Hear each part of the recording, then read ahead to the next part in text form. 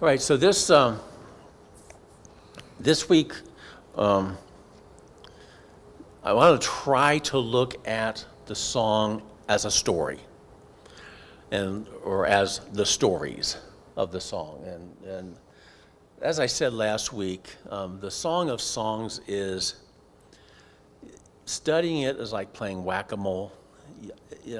And for me at least, organizing my lessons has been extremely difficult because I find myself wanting to say 8 different things all at the same time. And if I try to put it in any type of an order, then it immediately gets out of order. And that's the frustrating thing. And so I've been this study has been a lot harder than I anticipated it to be. And but also a lot more fun than I anticipated it to be, and I'm learning so much. But today we want to look at the song as a story, and to do that, I want to transition from where we were last week. Last week we looked at chapter 1, verse 2. Let him kiss me with the kisses of his mouth, for your love is better than wine. And what I tried to do last week is show how that simple little verse has been interpreted and translated so many different ways down through the centuries. And as we were talking, Steve made the comment that, if you look at it in the world of, compare it to the world of mathematics and statistics, you can make statistics say whatever you want them to say, and allegorists looking at the Song of Songs can make it say whatever you want to say. And I had a slide, I didn't quite get to it last week, and I want to show it this morning to start off and get us where we're going. And this is, I'm just calling it a frustrating reality. The song is devoid of any clues that would aid its interpretation. As a result, each interpreter could find whatever he or she was looking for in the text. Such findings are limited only by one's imagination and have led to amazing claims. I have no idea who Mary Jane Shagnott is. I've done a lot of research, found a lot of articles online, a lot of blog posts and stuff. This was an interesting article that I read, and this part of it jumped out at me. Like I say, I don't know anything about her background. One thing I will point out as I've been researching this, and I find it fascinating, is how many of the authors of the articles that I've been reading about the Song of Songs have been women. It seems like it's a very, very attractive book for women to comment on. And I've got a whole bunch of quotes from women authors talking about it. In fact, one of my resources that I'm using, this is a book I picked up. It's entitled The Song of Songs, A New Translation. And it's by Ariel and Hannah Block. This was a couple, they're no longer with us. They did a translation of the song from Hebrew. They were a married couple back in the 90s, and this was completed in 1994. And Ariel is the husband, and he was a professor of Near Eastern Studies at the University of California in Berkeley. His wife, Hannah, was a professor of creative writing and English at Mills College, and then she went on to Berkeley as well. They're of Jewish background. They are not Christians, to my knowledge. I don't think they ever became Christians. This is very much a Jewish book. But they come to the song from a scholarly standpoint. Ariel is an expert in Hebrew and Aramaic languages and Arabic languages. And they put together this translation. And it's a really neat book. The wife, Hannah, wrote an introduction to the song. Ariel did his translation, and the way he did it was kind of cool. For those of you who are Hebrew scholars, he gave us the Hebrew text on the left side of the page and then his translation on the right side. So if you can actually read Hebrew, you can check up on him. And then at the back of the book, he's got a a commentary on each of the verses and explaining why he translated things the way he did. This has been a great resource for me, and both Ariel and Hannah contributed to that in equal measure, and it's just been a neat resource. They look at the song very literally as a sensuous love story. They don't see it allegorically very much at all, and so his translation leans toward the sensuous erotic translation, and so to me it's just nice to have another viewpoint. They make the point that even in Hebrew, if you read the song in Hebrew, and I cannot read it in Hebrew, I know nothing about Hebrew, but if you can read it in Hebrew, you will see that it is even more sensuous than it is in English translations of it. Part of that is simply because of the way the Hebrew language works, and part of it is the way that Bible translators work. And over the centuries, at least their comment is that Bible translators have tried to tone it down in our translations. And there are places that they give examples of that, and we may get to that someday. But anyway, that's been a great resource for me. And again, highlighting the woman involved in that work. So it is frustrating. And one of the things that I have found is that as I read through the comments, it is true, very much true, that people are finding in the song what they want to find in the song. And I'm saying they, like I'm not doing it.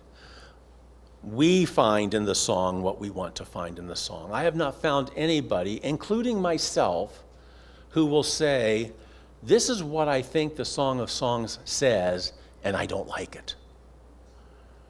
Because what we do is we find that translation, that interpretation that says it the way we like it, and we cling to it. That is natural, it's normal. I'm not going to say it's evil. I'm just becoming more aware of it in my own life as I'm studying this, that I am looking for the translation that says what I want it to say, and the interpretation. And if I find a metaphor, I'm looking for the metaphors that say the way I want it to say. And as I'm looking at it now this morning, I'm going to try to fight against that a little bit, knowing that it's very difficult. So up until the 20th century, for the first 19 centuries or so, Bible scholars and teachers all looked at the song allegorically. So much so that they didn't really care much about the story of the song. When I talk about the story of the song, we'll be looking at it a little bit later. We're talking about, who are these people? What's their relationship status? What does it say on Facebook about them? Okay?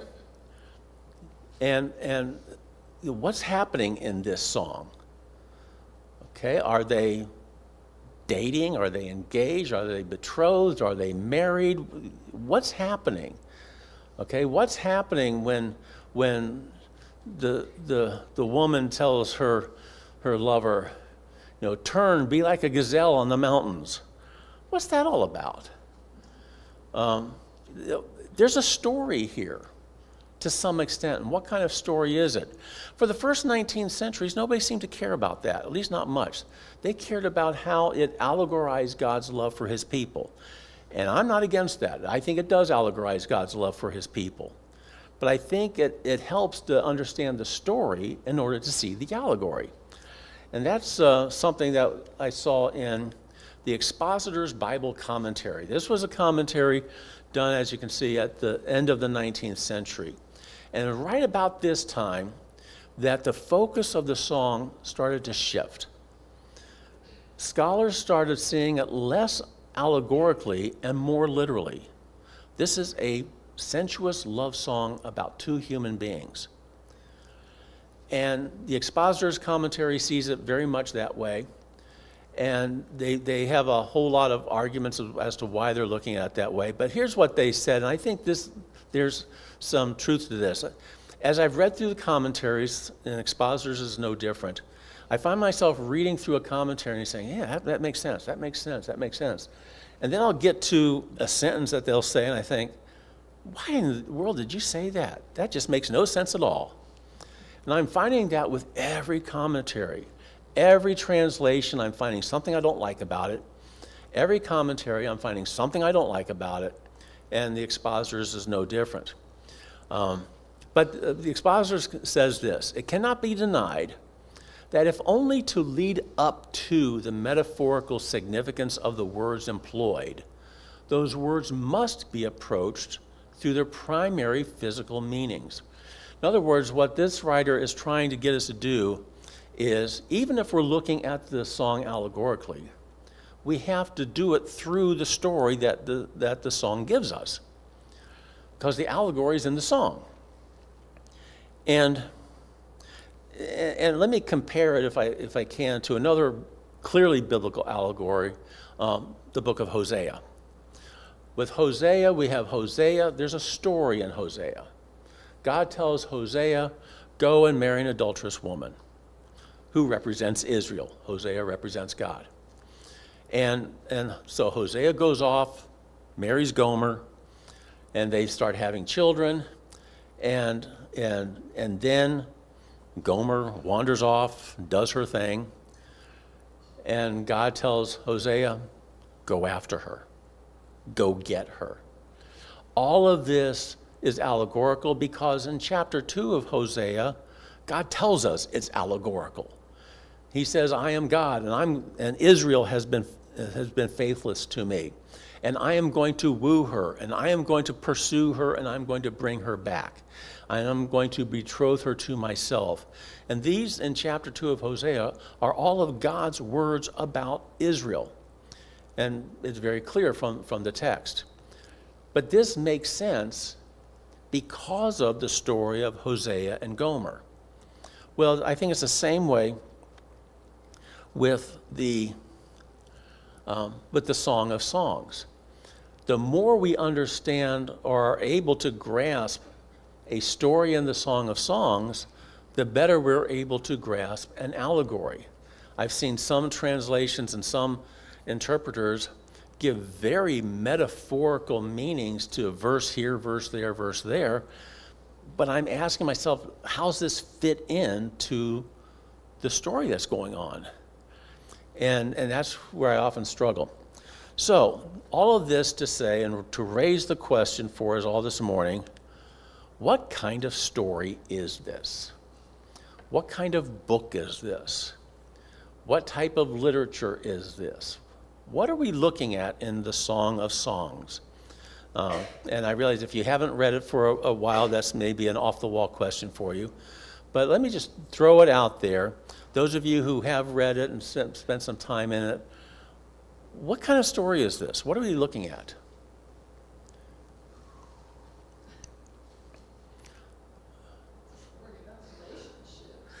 Okay, Margaret's saying it's a story about relationships. Okay.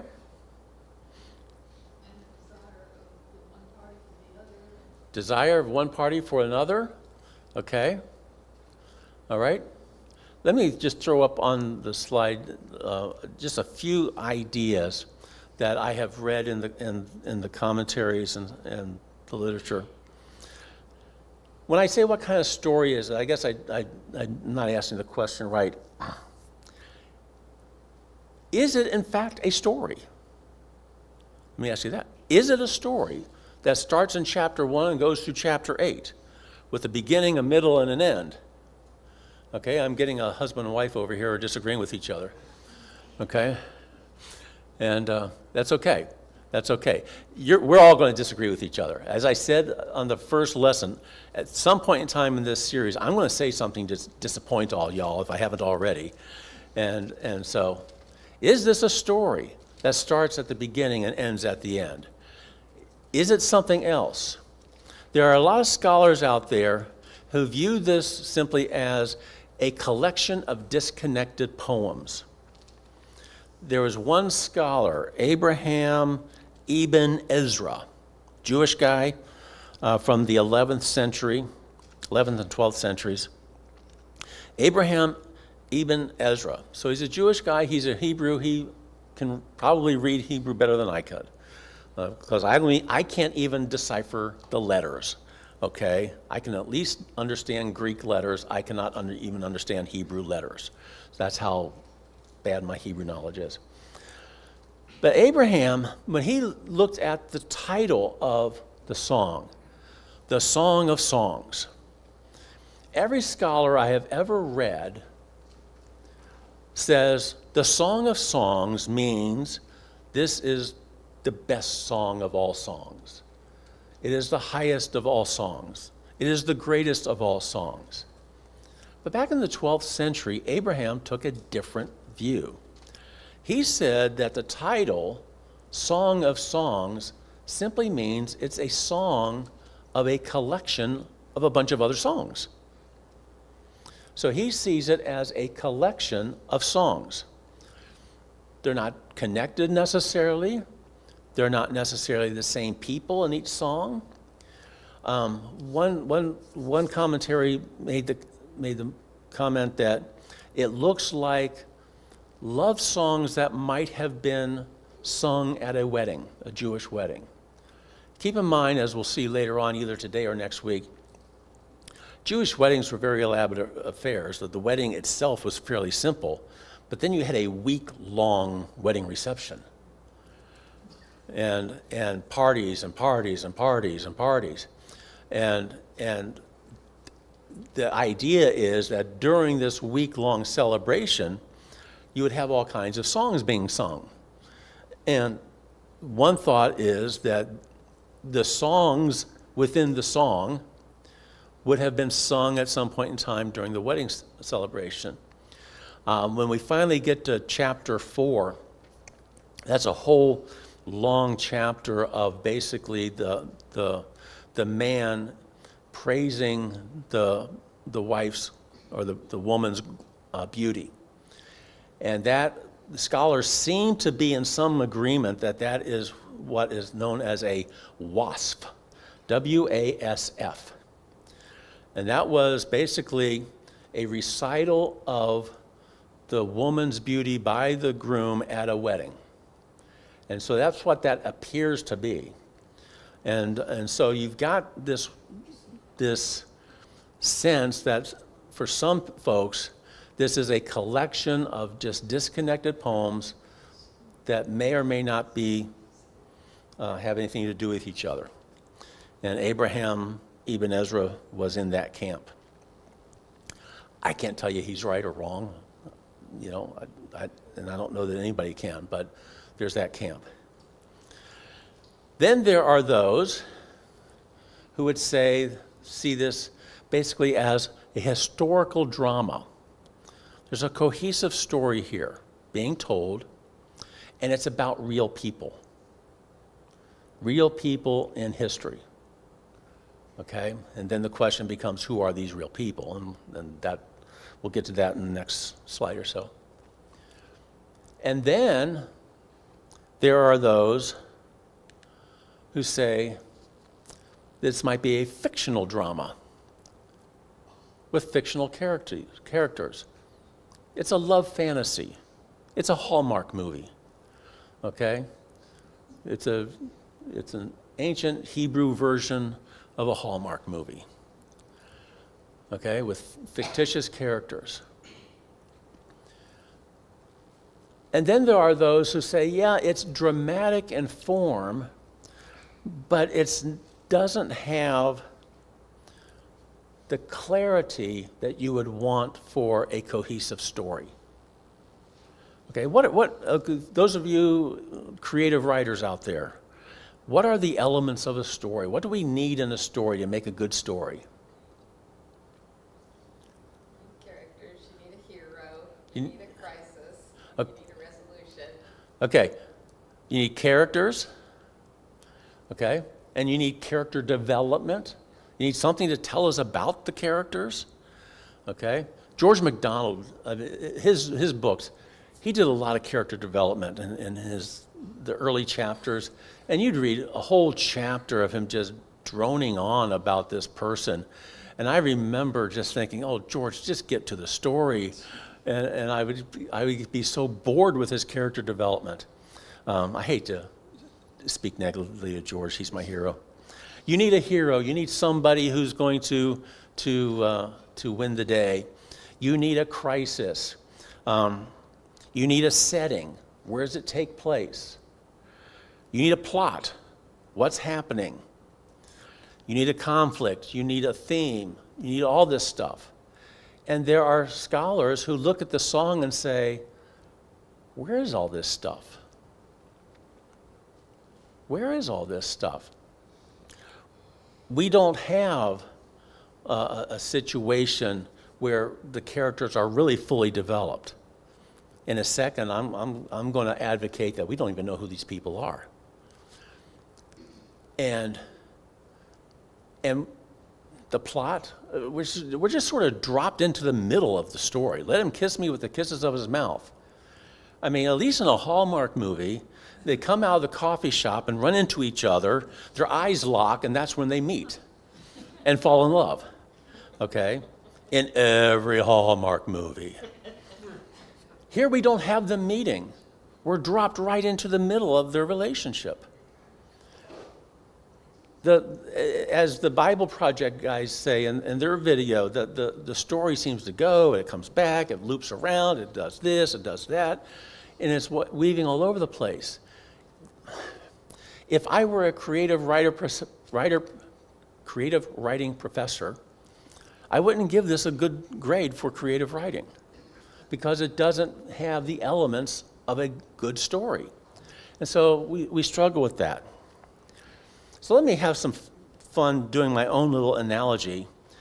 If the song were a painting or art, I'm suggesting that this is what we would want. And let me make sure y'all can see.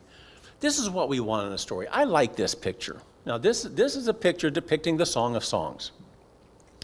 And you can see there, that looks like King Solomon. Okay, and down here is the woman of the story. And I know it's hard to see, but over here on the right are a group of men with swords. These are Solomon's guys. And over here on the left are women, and it looks like they're holding tambourines, hand drums, musicians type things. So you got the women on the left, the men on the right. We've got a king-style figure and the woman in the center of the picture. This is very much a black and white picture, literally. I mean, this is an ink line drawing, okay? Every line in there is black. If you see shades of gray, it's only because of the way they spaced the lines, okay? This is just a black and white line drawing. And for a guy like me, I like black and white, okay? I don't like gray. I don't like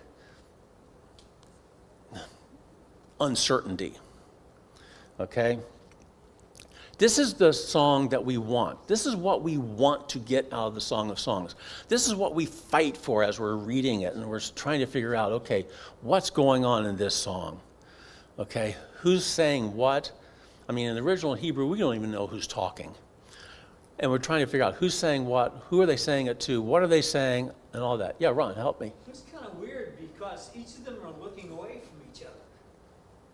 If it was the psalm, you'd think they'd be looking at each other. Okay. Interesting. Interesting, yes. The male and female lovers are looking off. That's interesting. My guess, I am not an artist, but my guess is that was part of balance, perspective, whatever artists do. I don't know. So at any rate, this is the picture that we want. Come on up, Carol.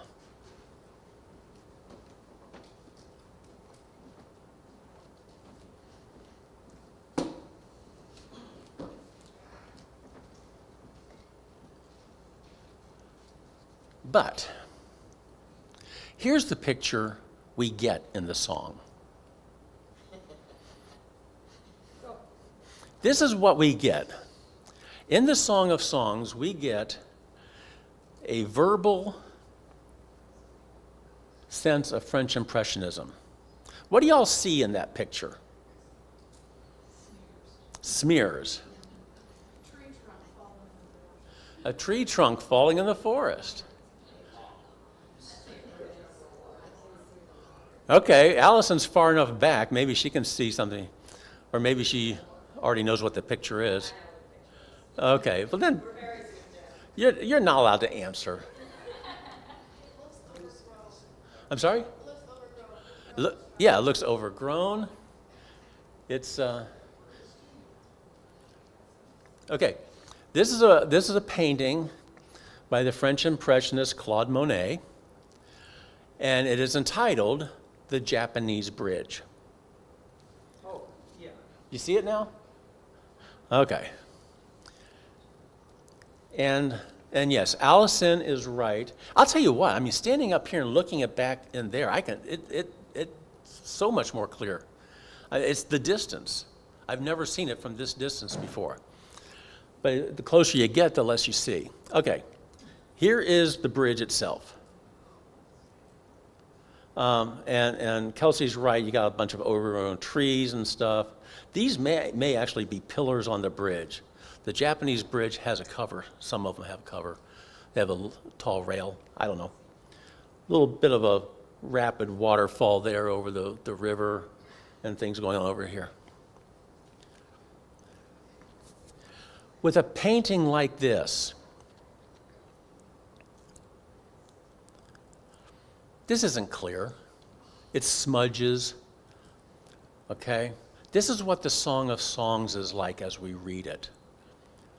And the thing that I am having to come to grips with is that truth. This is, the Song of Songs is a verbal equivalent of this kind of a painting. It's dreamlike. It's rhapsodical. It's impressionistic. It's not intended to be black and white clarity. It doesn't want to go back. Okay, it's not intended to give us this kind of black and white clarity. And so what happens is we are trying to make it say something it was never intended to say. It's intended to be a celebration of love. Imagine a dream sequence. Let me tell you some stories about my wife and I, my wife and me.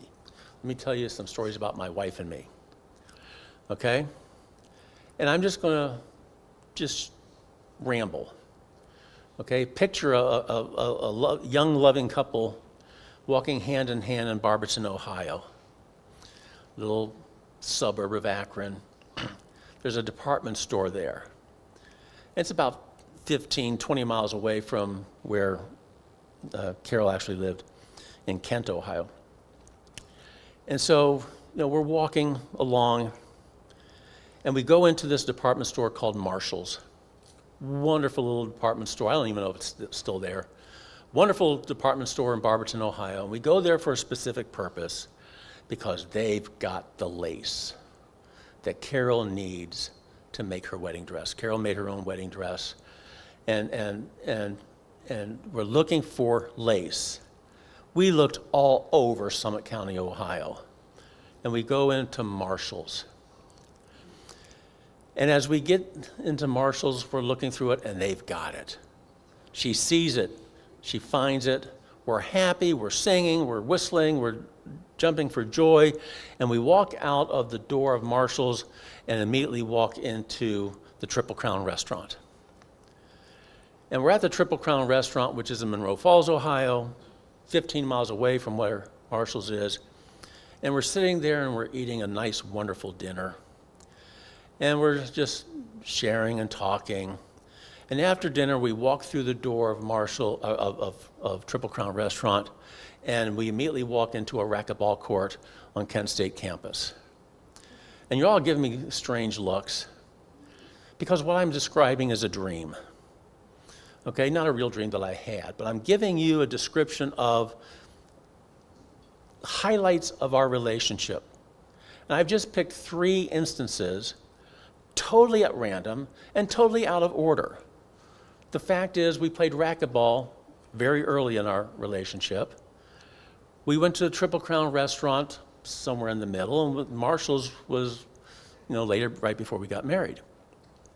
But if I was sharing this story, I might share it in the order that I did for whatever literary purpose I wanted to. In that sort of way, some people are looking at the Song of Songs. Some writers say that it's not necessarily A, B, C, D, E sequence. It's open-ended. Look at how it begins and ends. I've got basically the first verse and the last verse of the song up here. Let him kiss me with the kisses of his mouth. That's the first thing we read. No boy meets girl, boy falls for girl. We're right in the middle of something here. And we're dropped right in the middle of it. Kind of embarrassingly so. And then the book ends with 8:14. Come away, my beloved, be like a gazelle or a young stag on the mountains of spices. That's an ending? There's no once upon a time. There's no, and they lived happily ever after. This isn't an ending. It's what I'm calling disorderly order. Matthew Poole's commentary, this is from the 17th century. I don't have a slide on it. It says, the beginning of this book is abrupt, and maybe it may seem disorderly, but it's very suitable for writings of this nature, wherein things are not related in an historical and exquisite order. But that which is first done is brought in, as it were, accidentally after many other passages. One of the struggles that people have with this, and we'll get to it eventually, what's the relationship status? Are they married or are they not married? It's, as I read the book, chapters 3 and 4 look very much like a wedding. The end of chapter 4, the beginning of chapter 5 look very much like a consummation of a marriage. So as I'm reading it as a story, it sounds very much like they're married. They're getting married, chapter 4, beginning of chapter 5. If that's the case, what do we do with chapters 1 and 2? When they're all over each other physically. As Southern Christians, that gives us the squirms. And Matthew Poole is suggesting, well, maybe chapters 1 and 2 in the sequence of events happened after chapters 3 and 4. And you've got this dreamlike sequence to it. I don't know. It's You need a ribbon at the bottom of the page that says 3 years earlier. Yeah. Yes. I mean, even in the Hallmark movies, we get flashbacks. Okay? It's not unusual to get flashbacks. So maybe for dramatic literary effect, the writer wants to come in with a punch and start the book with the couple making out. Let him kiss me with the kisses of his mouth. Oh, now let's see how these two people got together. Okay? I don't know. I'm just saying these are all possibilities. I apologize to you folks. I know y'all want to come in here and have somebody stand up here and tell you, this is what the song is about. And there are thousands of people out there who are more than happy to do that for you. And they'll all be different. And you'll still be sitting in your seat wondering, what's this song all about? And as I am as well, what I'm deciding to do in my own study is I'm deciding to take what the song will give me. Rather than trying to force it to answer questions it's not even asking, I want to take what the song will give me. Margaret said earlier, this is at least a story about lovers in love. Okay, two people desiring one another. That much we know. So let's take that And so let's start looking at the song from the standpoint of, okay, there are a lot of questions we want answered, and it's not going to answer them for us, but let's look at what it will tell us. And so with that, let me go into the first of our dilemmas. Who are these people? Who are these lovers in this song? What do we know about them? What do we know? I want to throw out 4 alternatives that I have found in the writings, and I'm sure there are many others. There are some who will suggest that the male is Solomon, King Solomon, and that the woman is Pharaoh's daughter. And this is suggested from 1 Kings chapter 3, where we're told that Solomon married Pharaoh's daughter. To my knowledge, this is the only one of Solomon's hundreds and hundreds of wives who's actually identified. I don't think any of his other wives are actually identified. And if any of y'all know of anybody else, let me know. But I don't think any of them are identified. The suggestion is this is Solomon's first wife. And so this is the song that he sang to her when she was the only one. The problem with that theory is in chapter 6, we're told that there are 60 wives or 60 queens and 80 concubines already. So, if you use that as a source of timing in the song, this lady's number 61. Yeah, I'm not a woman, and I hate the thought of that. I hate the thought of that. There are those who will suggest that the man is King Solomon and that the woman is a shepherdess. Take your Bibles if you don't have them. I'm not going to have slides on this. Let's look at chapter 1. Chapter 1.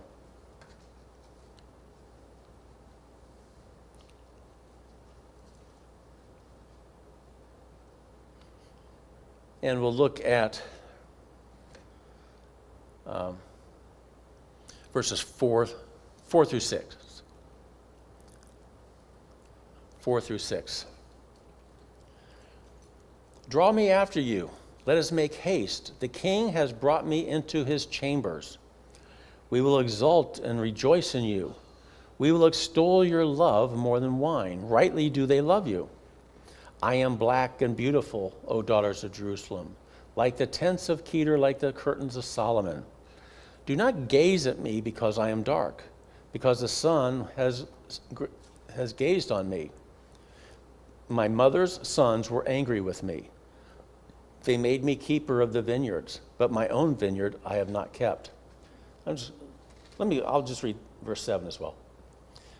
Tell me, you whom my soul loves, where you pasture your flock, where you make it lie down at noon. For why should I be like one who is veiled beside the flocks of your companions? And it goes on, if you do not know, O fairest among women, follow the tracks of the flock and pasture your flock, pasture your kids beside the shepherd's tents. We get a picture here. She says, the king has drawn me into his chambers. And then she says, where do you pasture your flock? And he tells her, hey, just bring your goats over here and you'll figure it out. We get a picture here of King Solomon and a shepherdess or a young country maiden with goats or sheep or whatever she's got. And so we get that kind of a picture going on. Okay? So that seems pretty clear. But let's mess things up a bit. There are others who say, no, the lover isn't King Solomon. Now, perhaps they don't want it to be King Solomon. I don't want him to be King Solomon. Okay? King Solomon was the wisest of men, except when it came to women. King Solomon was the most glorious. Even Jesus talks about Solomon, all of his glory was not arrayed by like one of these lilies of the field. So, I mean, Solomon's a highly respected guy. But when it comes to women, I think he's an absolute jerk. Okay? 700 wives, 300 concubines. By the time this song is written in chapter 6, 60 wives, 80 concubines, and maidens without number. He's got his pick of women. And he didn't seem to deny himself. In Ecclesiastes, he spends a whole chapter talking about never denying himself any pleasure until he finally found out it was vanity of vanities. And so there's a whole line of thought that the lover here isn't King Solomon. It's a shepherd, a real shepherd. I mean, verse 7, tell me whom my soul loves, where do you pasture your flock? Who's going to say that about King Solomon? Who's going to say to King Solomon, hey, where are your sheep? Where do you pasture your sheep? Pharaoh's daughter's not going to care. She's got bigger things in mind. Solomon doesn't care. Yeah, David was a shepherd, but not Solomon. Solomon was the son of a king, the wisest man on earth. He's not out tending sheep. So here we get a conflict going on. We get a real conflict going on. Chapter 1, verse 4, sounds very much like the male lover is King Solomon. Verse 7 makes him sound like he's just a shepherd boy, and she's a shepherdess. What do we do with this? How do we deal with this? I mean, the commentators are all over the board on this. Yeah, the verse 7, those verses could be allegorical. It may not even be talking about sheep and shepherds. Well, I mean, certainly the Christian commentators down through the years see the sheep and the shepherds as being Christian ministers and the church. I wasn't going that far. Yeah, you weren't going that far. At the Okay. commentary, at the time that it was written, it probably didn't. Allegorical, yeah, in this, in the idea that these really talk about sheep or shepherds. Yeah. It may not be that the literal what they're talking about. Yeah. What Ron is suggesting here, and you're making a really good observation. He says, it may not be about sheep and shepherds. It's about this. It's metaphorical. It's allegorical, and it's very true. So much of this song is in fact metaphorical and allegorical. But here's the challenge. There are those who read the metaphors spiritually. As I just said, there are Christian commentators who look at the sheep and the shepherds and see pastors and their church congregation. Obviously, that wouldn't apply before Jesus came. So we got 200 to 800 years or 900 years of history of the song in the Jewish culture. But then there are those who view the metaphors sensuously. And so you've got a battle of metaphorical readings. It's a sensuous metaphor or it's a spiritual metaphor, and they're bumping into each other, and you've got scholars fighting amongst each other. I'm going to try to avoid all that. Okay, but let's look at this somewhat literally in the sense that we do have two lovers here. Okay, that much we know. At least two lovers. And they're in love with each other. There are indications of royalty and indications of country living. Okay? Here's what the commentators say. There are some who will say that in ancient Near East weddings, it wasn't uncommon for the bride and the groom to basically dress up as royalty, king and queen. The bride and the groom to basically treat each other like king and queen throughout the wedding ceremonies. So you've got that. There are others who will say it was also not uncommon for royalty from time to time to dress up as poor country folk and to pretend to be poor country folk. So you've got both, you get both going on. The most interesting theory that I have seen, and I saw, this became popular at the turn of the 20th century, excuse me, is what I'm going to call the shepherd king theory. And this is interesting. Okay. The king in verse 4 and the shepherd in verse 7. Excuse me, I got to get rid of this.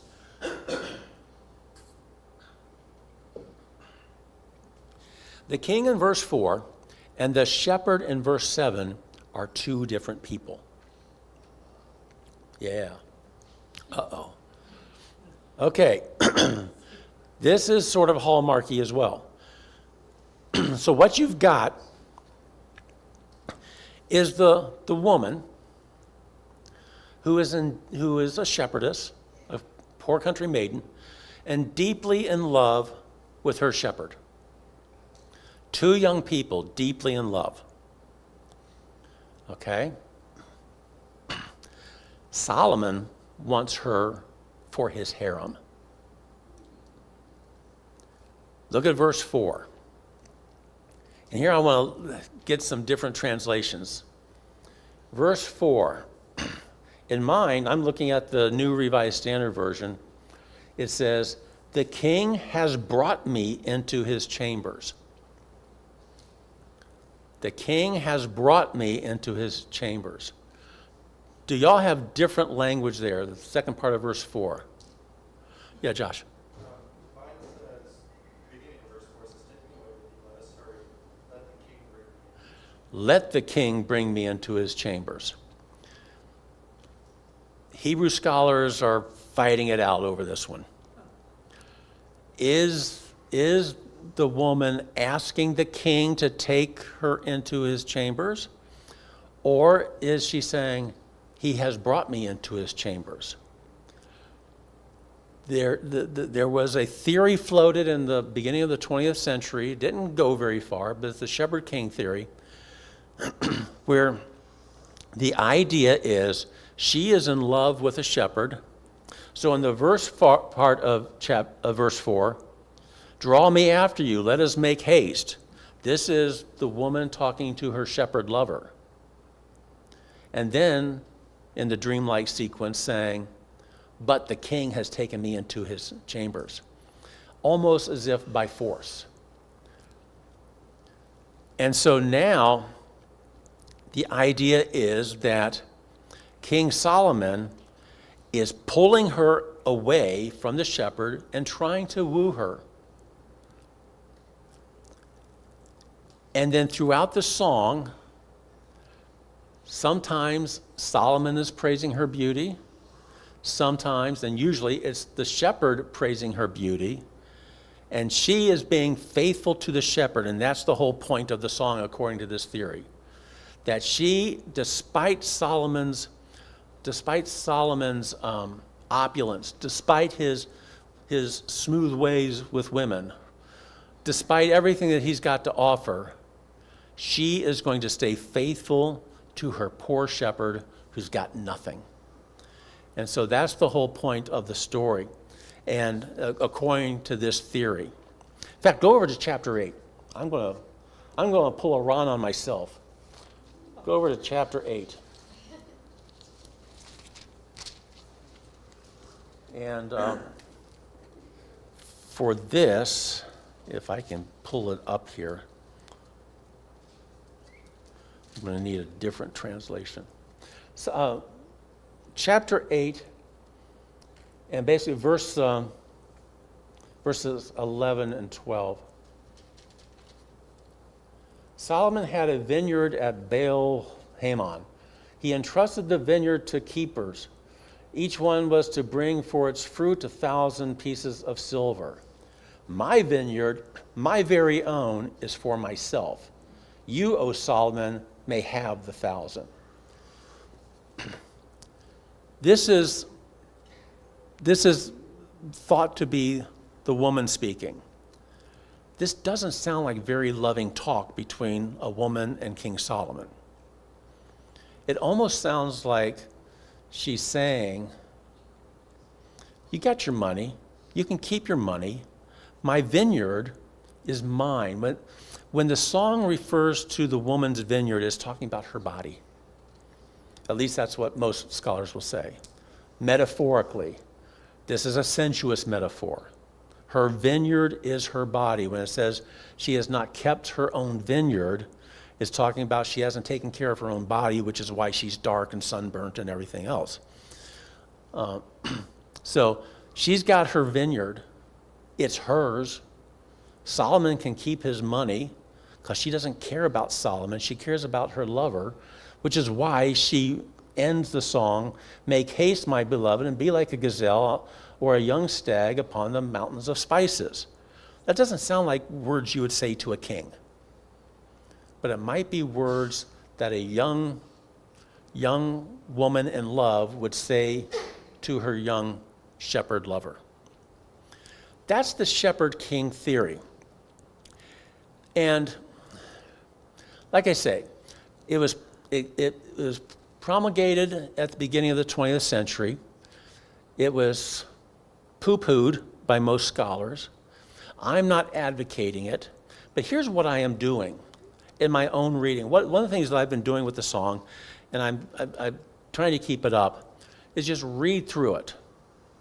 Just sit down when it doesn't take long to read through it all. I'm a very slow reader, and I can get through it in under an hour. But when you've got some time, just sit down, read through the song, start to finish. And what I'm doing is, with each one of these scenarios, I'm reading through it with that one in mind. I'm trying to see, okay, how does this fit?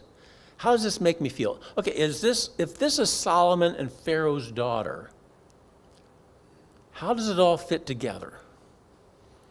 If this is Solomon and a shepherdess, does it flow? How does it make me feel? I'm really taking off my OCD lawyer hat here and trying to think with my feminine side, trying to see how the song makes me feel as I'm reading it with each of these storylines in the back of my head. Read through it with the shepherd-king theory in mind and try to think, okay, as I'm doing this, I'm saying, this isn't as outlandish as it looks. It would make a wonderful Hallmark movie. I mean, somebody could really do something with it, okay? And so, each of these theories is out there. We're not going to know for sure, but let me see. I've got 4 minutes. Let's fill this up. What can we at least say that we know for sure about the woman? Okay, and then I'll pick this up next week, and we'll keep going on this. What can we say that we know for sure about the woman? She's dark. She's dark? She's a Shulamite. What in the world is a Shulamite? Oh, yeah, that's the other question. The word Shulamite appears in chapter 6, verse 13, and that's the only place in the world where that word appears, ever. So we'll talk about that next week. She's a Shulamite. She's dark. What else do we know about her? She grazes sheep. She grazes sheep, either literally or metaphorically. What else? For the sake of time, let me just go down through some things that we know for certain about her. She's gorgeous, at least in the eyes of her shepherd lover, which is kind of interesting because You know, she's saying, don't look at me because I'm dark. I mean, at this time in history, having a healthy glow was not considered good looking. Okay, the fairest of skin was considered most attractive. Her friends consider her good looking too. Yes, yes. Her friends call her beautiful as well. But at the same time, she's got a little self-consciousness going on here. She's dark, she's sunburnt. That's not the way royalty would have looked at that time. You would have wanted to have the fairest of skin. It wasn't until you got into about 1950s that people wanted to have a tan. Okay? So, but she is beautiful despite her dark skin. What we know, most of the lines of the song are hers. She's the primary speaker. Even when you get into chapter 2, and there's a long passage there where the man is speaking, we know that the woman is putting those words in his mouth. Essentially, she's saying, my lover said to me. She's quoting him. So even when he's speaking in chapter 2, she's the one actually doing the speaking, quoting him. Most lines are hers. She makes dramatic statements about herself. I am dark and beautiful. I am the rose of Sharon, she says in chapter 2, verse 1. In chapter 8, she says, I am a wall and my breasts are towers. Okay, so she's making bold statements about herself. The man never says anything about himself. That just doesn't happen here. She's very much an initiator of a lot of the lovemaking that's going on here. She is very assertive in her affection. She's not shy. She's not sitting at home on Friday night waiting for him to call or text. Okay? She's going after her man. In chapter 3, they're separated. We don't know why, but they're separated. She goes after him. In chapter 5, there seems to be a little bit of a conflict. They're separated again. She goes after him. She's very much the aggressor here. In fact, let me just throw out some verses, again, to show how assertive she is in the physical lovemaking, and we don't see things written like this too much about the man. Let him kiss me. Take me away with you. I held him. This is in chapter 3 where she goes out looking for him. She finds him, brings him back, and says, I held him, and I would not let go until I had brought him into the room of her who conceived me, her mother. Okay, scholars will say she wants to take him home to mom's house to make love to him in her bedroom. How creepy is that? Okay. Let's go early up to the vineyards. There I will give you my love. This is her talking. In chapter 8, she talks about having him under the apple tree where he was conceived and saying, there I awakened you. She's speaking with some pride about her assertiveness. This isn't what you expect to hear in a Southern evangelical Christian church about a young woman. This isn't how young women are supposed to act in the 21st century. This is how she is portrayed. And I'm going to frustrate you all and leave it at that today. And we'll come back next week and try to sort this out and pick it up. We'll pick up and see what we know about the lover, and then we're going to talk about their relationship status and what the song tells us, what we wish it would tell us, and what we're afraid it might tell us. So let's come back next week for that. Father, we do thank you for this song. We thank you for the celebration of love between two people. I thank you for these lovers, whether they're real historical people or just fictitious characters. We thank you for the song and what it can share with us. Father, I pray that you'll give us the grace to take from the song what the song gives us, and give us the grace to let ourselves simply not know answers that we desperately want to know. There are some things we'll just never learn or know about this song. and give us the grace to give ourselves that permission to not know. Father, we just pray now that you'll go into the service. You'll be with the worship team as they bring us into your throne. Pray that you'll be with Pastor as he gives us the message. We pray all this now in Jesus' name. Amen.